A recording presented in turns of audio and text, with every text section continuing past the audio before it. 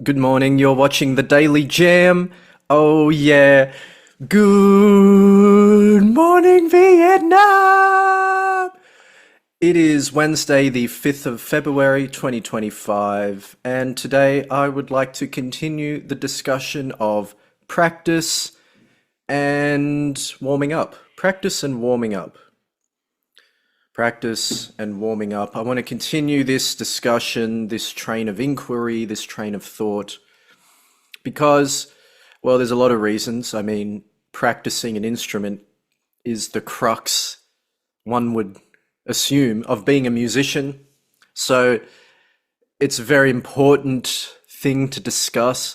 Most content online regarding instrumental practice tends to focus on what to practice, but very rarely do you hear people discussing what practicing actually is and how to go about practicing. And even if they do discuss that, quite often when it comes to the question of how to practice, it's very easy for an educator to just give the student a system like, this is how you should practice. This is how I think, and you can think that way too. And maybe I do that as well. I'm not saying it's bad. I'm just finding the gaps in the information so we can fill those gaps. And because really what you want to do is be able to give people the skills to determine for themselves what they should practice and how they should practice. But those things I don't think should be plucked out of the air willy-nilly at will, just practice whatever. I mean, you could do that if you've got what's the word, like an excess of free time, by all means, just do whatever. But what typically happens is you'll get a few days in, maybe a week in, maybe 2 weeks in, maybe just like 3 days in. And you'll start realizing, well, you'll start realizing that you actually do want structure, because what can happen is you can just end up going in circles.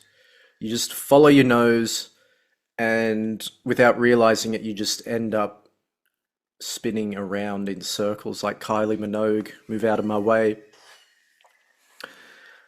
So to avoid that, that's when we come up with a plan. That's when we set goals that we're aiming for, because goals straighten out or straighten up our path towards destinations that we have consciously determined for ourselves.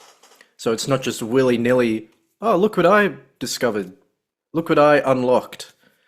Look at this achievement I unlocked accidentally by practicing randomly, and now I can do this thing that I just stumbled on, which can be cool. And that will happen anyway, whether or not your practice sessions are structured or unstructured. You will have those moments where you discover something that you weren't expecting. So that will happen regardless. But my whole overall point is, what is it? This is the test now. Were you listening? My whole point is the structured practice will take you way further. You will develop much faster. You will develop in a more direct way, in an effective way, with way less effort and less time as well, if you're smart about it and you know how to practice getting the most results. You know how to practice in terms of getting the most results. You know how to trim the fat and just get straight down to business. And I can help with all that stuff. The more I create these episodes, I'll get a better sense of what I'm doing, what I'm creating, and how straight my own lines are with this content, and where I'm just kind of going in circles. So the things I'm talking about, I'm sure will get fleshed out. Hang on, what am I trying to say here? They will get fleshed out, but sometimes I may talk about things, maybe I've already talked about them, or sometimes I assume I've talked about it, but I haven't actually talked about it. So just during these early phases, it will be a bit haphazard, and then maybe in future I will go right back to the beginning and I will say, okay, let's address practicing. Let's address warming up once and for all from step one. But for now, I'm just throwing all my ideas out on the table. But however, I do have specific goals because it seems kind of ironic that I'm talking about having goals when practicing when I'm not even displaying goals with podcast episodes and the information that I discuss, the ideas that I discuss, the topics. But it's more that for me, the straight line with these episodes is showing up daily. And the more that I do that, I will start to see what is working. I'll see the bigger picture because I know this podcast, what I'm creating here, is part of the bigger picture. All I'm learning is how to give you exactly what you need, how I can communicate exactly what I want and need to communicate in the most direct fashion, in a way that works, that makes sense, it's replicable, you can apply it to what you're doing, it's relevant, all those things. So, but I digress. So just determining what you're practicing and why. What you're practicing and why you're practicing it. And of course, how you will practice it. And that's where you determine things like the tempo, the format. Say if you're working on your right foot technique in terms of drums. How do you want to develop it? Will you just sit there with a metronome with the right foot on the bass drum pedal and just dup, dup, dup, dup, dup, dup, dup, dup, dup. You could do that. I recommend doing that, but I wouldn't recommend only exclusively doing that. I would say that's a good first step, but what are you going to do once that gets really boring? And I mean, of course, you could just keep doing it anyway, even if it gets boring. That's kind of the whole discipline aspect of what we do. But you also have to have a bit of a radar, some antennas up for when things are so boring that you're actually not even engaged. Because it's one thing for something to be boring, but you're still focused and engaged with it. It's another thing when it's so boring that your brain checks out completely and you fall asleep. Your imagination shuts off, your creativity shuts off, your whole life force shuts down. You're basically asleep. Now that's like a different zone altogether, and this is why you can't just practice one thing for the rest of your life. And you can do, like I just said, you can do whatever you want. Discipline is great. But it's like eating the same food every single day. After about a week of it, maybe you might even last 2 weeks, you may even last a month. But at some point, some part of you will crave variety. And not even out of boredom necessarily, but out of vitality, out of life's invigoration. You will crave something, and not even in an unhealthy craving way. It will be in a craving for life. Variety is the spice of life. So they say. Who are they? Hey, hey. So, just getting more precise with your practice, more purposeful, more disciplined, just more defined, really. But this is what I wanted to discuss today, something I'm noticing, because yesterday I did an episode on warming up, and I demonstrated a little bit of my warm-up. And then that day, I didn't practice myself. I didn't practice drums until the afternoon. And I couldn't get through my whole warm-up. Mind you, it was the afternoon. I was getting tired. I was just ready to clock off mentally. But I couldn't get through my whole warm-up. And I just decided, look, time is escaping me. I'm just going to jump on the drums now. I'm going to put on my music that I'm working with. In this case, I'm listening to a lot of jazz, a lot of swing era jazz, cool jazz, modal jazz, 50s jazz I'm listening to a lot of, and I'm playing along with. So that's where I'm at. What I've been doing lately, typically I would warm up 15, sometimes 30 minutes, sometimes longer. Warm up, and then I'll practice coordination. I'll practice four-way coordination, interdependence of the limbs. I'll do that for 15, 20 minutes, if not longer. And then after that, I'll have a little improvise. I might film my progress as well, just with improvising. I won't necessarily film what I've been practicing, but I'll just film the results of the practice. And then that will be my little session. And then I'll keep the train going just by the music I listen to. I'll just keep listening to albums, keep researching music history, what drumming that I like, what movements, what artistic periods in music history that I like, who I want to emulate, those kinds of things, what I want to learn about. And then I might also couple that with interviews, listening to interviews, documentaries, that kind of thing to satisfy the, what is it, the left brain, the right brain? I think it's the left brain is the rational brain, the linguistic, verbal brain. So that's what I'll do typically, but yesterday I barely made it through my warm-up, and I just, after that, I looked at the time, it was getting to like 6 o'clock in the evening, coming up to 7 p.m., and I just thought, I'm just going to jump straight into playing along with Miles Davis. And it just made me realize, and it made me start thinking, what if I were to just wake up and just start playing along with records and albums and just do that all day?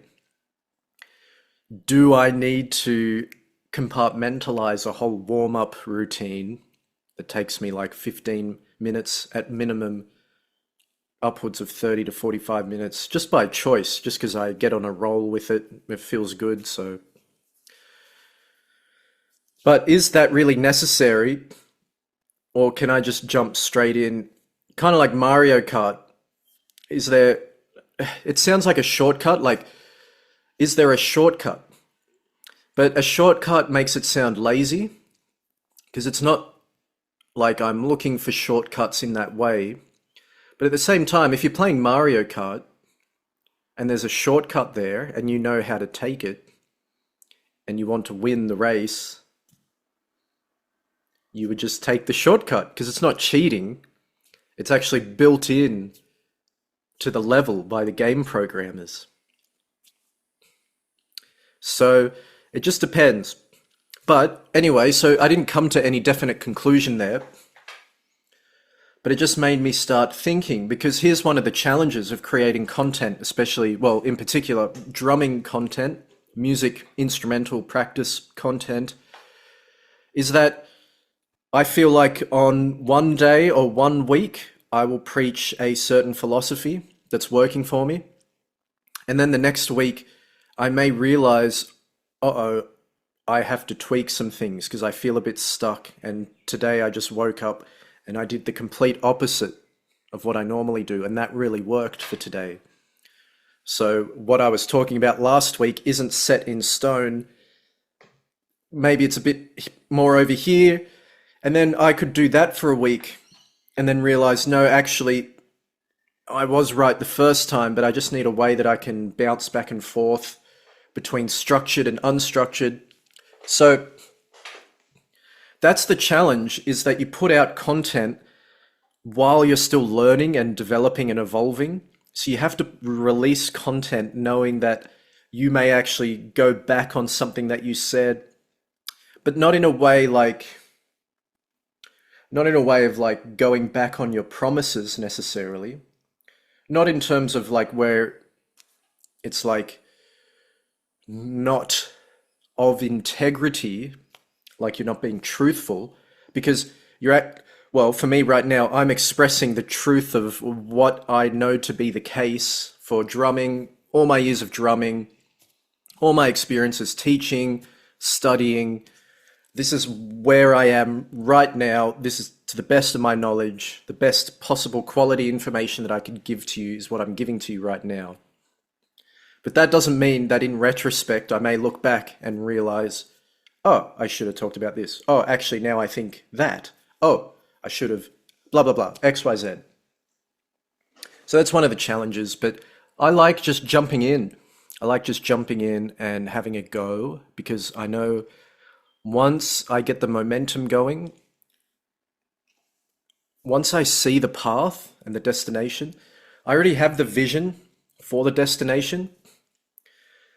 I'm just having to experiment, throw things out, see what works, see what clicks, and also what resonates within for me, what aligns with me, what I'm about, what I believe in, what I do. So it takes time because you want it to align with who you are and what you do, but you also want it to resonate with people so that it's useful for them, because otherwise, what's the point of doing a channel? What's the point of making these videos if it's not actually going to be of use to somebody else? Because I already have the ideas that I have.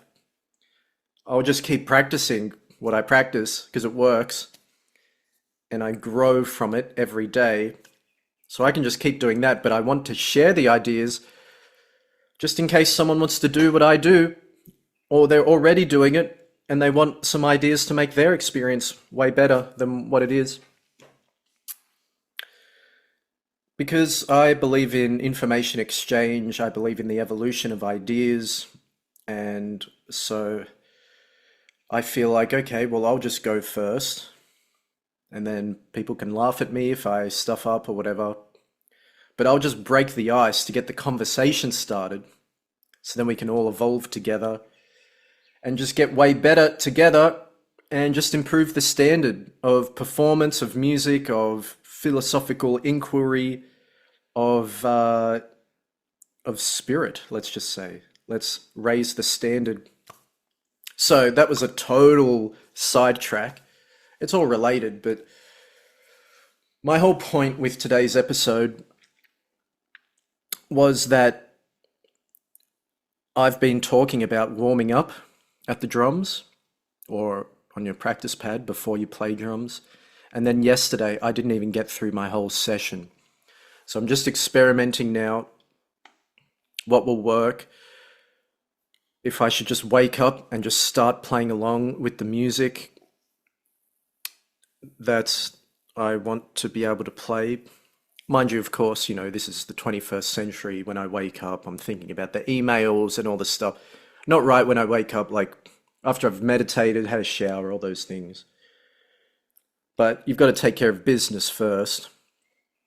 But it's interesting. People have different philosophies. Some people may practice their instrument before dealing with life and business. It's just tricky with drumming because it's so loud. If I was to get up at 5 a.m. and start tapping, I feel like that may be an issue until I live on a farm. Anyway, we've gone way off track here, but it's in a good way. It's all drumming related. So I'm just thinking things through. That's all I wanted to say for today. I'm thinking things through. I'm experimenting. I have a feeling though, if I were to skip the warm up and just jump straight into practicing drums, I feel like I will be limited in my playing and my scope of imagination and flexibility and fluidity when playing. Maybe not fluidity. I think my fluidity will be on point because I'll be playing along with the records.